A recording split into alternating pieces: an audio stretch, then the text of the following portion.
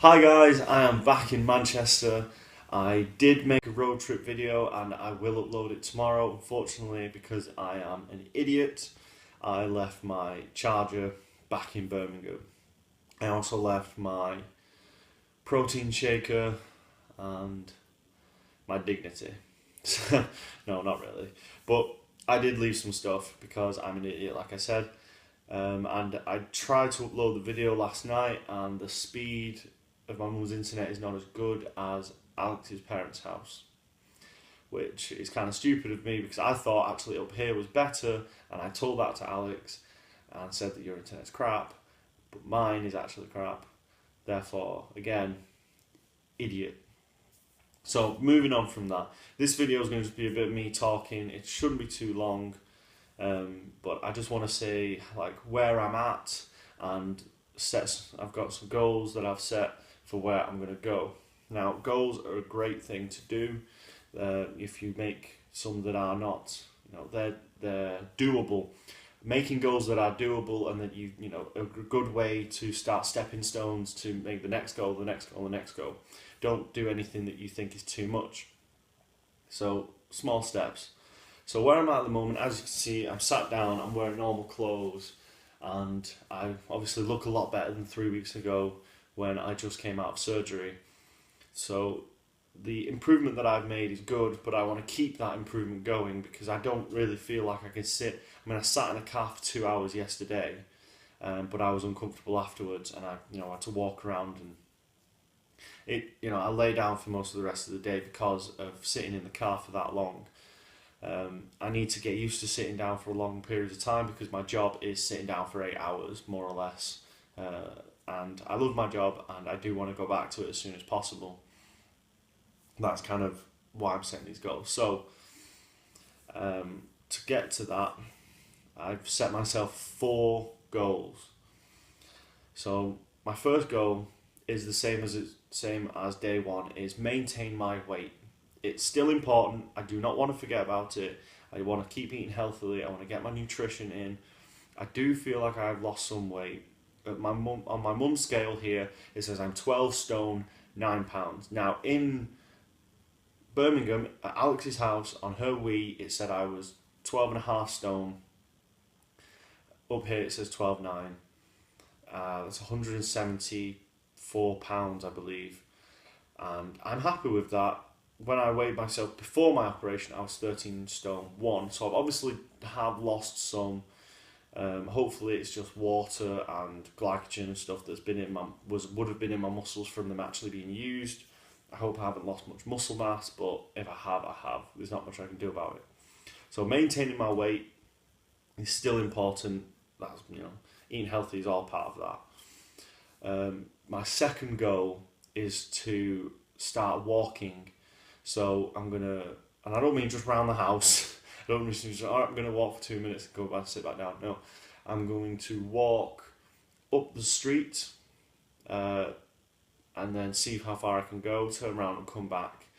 And that doesn't sound like too much for me, and hopefully I'll be able to hold conversations. The further I get, and the more comfortable I get, the better. But hopefully I'll be able to run at some point. I don't know if that would be good for me right now because obviously running, you impact the ground, your body, it's quite violent on the body, especially your core.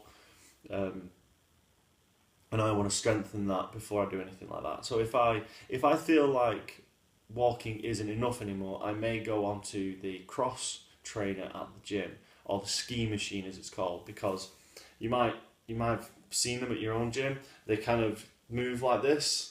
They feel really awkward and really weird when you first get on them. It's really strange, like your feet move. It's like you're skiing, but because there's no impact, I think they're a really good starting point, or they will be for me.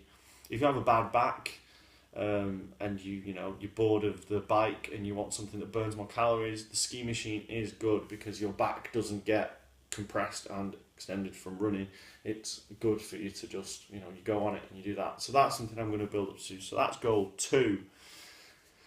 So goal 3 is start doing some exercises. Now, people are going to be worried that I'm going to be lifting weights. No, I'm not going to lift weights. And no, I'm not going to do crunches and leg raises and things that isolate my core, because I don't think it's ready for that kind of training or exercise. So what I want to do and what I will do is start doing some body weight squats. And because you squat down, your legs are doing most of the work, and it's your core balances you, and it is involved, but it's not primarily involved. And I can do a couple of those whilst making sure my leg muscles are still there and they're not depleting, and that my core is doing some work without it being too uncomfortable and just basically feeling like I'm tearing them apart by doing like 100 crunches. Press ups as well is something I'll probably do, because like I say, my chest and my arms, those are things that are going to be doing the motion for me, but you need to be able to hold your core as you go down and you press up. I'm probably going to start with a very small amount. So that's goal 3, is to try and incorporate those. Because my doctor said 3 months time I'll be able to go back to the gym and lift weights. It's been 3 weeks, and I'm not going to just rush straight into something just because I feel better than I did. So these are things I'm slowly going to incorporate. If I do one press up and then see how my stomach feels without any pain medication, of course. I'm not going to take any pain medication when I do these exercises. I will afterwards if I'm in pain, but I won't beforehand, because I want to feel where you know the difference between an that's not a good thing, and that's just the muscle hurting because it's being used. So goal number 4, I want to drive. So I want to get in my car, drive wherever I want to go. So getting in the car and driving, you need somewhere to go. So where do I want to go? Well, the first thing I thought of, I need to get my hair cut, because it's ridiculous and it's annoying. And I could get someone else to take me there. Now I'm back home and I can go to my usual barbers, but I think it's nice to have that as a goal within a goal. So I want to drive my car, and then when I drive my car, I want to drive it to the hairdressers to get this sorted out. That might sound silly to some people, but that's just something I've thought of and I'm going to do. So that's 4 goals for me to progress. Now, I'm not giving myself a time scale for these, just because the maintaining my body weight is just going to be until I can go to the gym, and then I can decide if I want to bulk up or if I want to lose weight. That's basically until I'm back in the gym.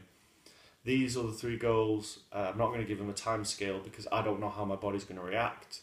I don't know how long it's going to take me to walk, all the way up, like a mile up the road and turn around and come a mile back. I don't know, until I start doing these, I honestly don't know. And I also don't want to pressure myself into going, I need to walk this distance for this amount of time, otherwise I failed. Just being outside and walking is good enough for now. So that's my goal, that's where I'm at. I feel good, and I have things that are going to help me get back to work. Obviously the sitting down kind of thing, I'm not going to make a goal of trying to sit down for 8 hours a day. I feel that moving around and making my body stronger is going to make me be more comfortable when I do rest. So thanks for watching, thanks for following this journey. Guys, please get in touch with me if you want to share your story with me, what you've been through, the operations you've had. If you've got a bag, if you haven't got a bag, if you've just got Crohn's and you're dealing with new problems with foods that you eat and things like that. Obviously, I think that you should go to a medical professional for any medical problems. I am not a medical professional, but I am someone who's been through 3 major surgeries. I've had this disease for almost 10 years, and I've had a lot of experiences with having a bag. For 9 years I've had this bag. And I know that there's a community out there of supporters who have this invisible disease, who want to help each other, and I think it's amazing that anyone can brighten anyone else's day by just saying, wow, you went through that, and wow, you did really well. good for you. And people have told me that, and it makes me feel good. And hopefully, I can give some people some advice and make them feel good.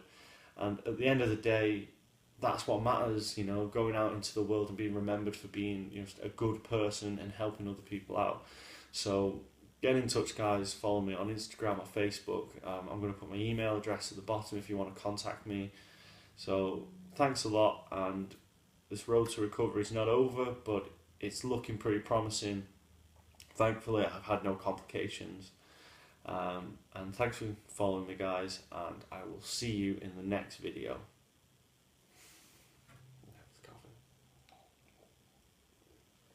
Oh, it's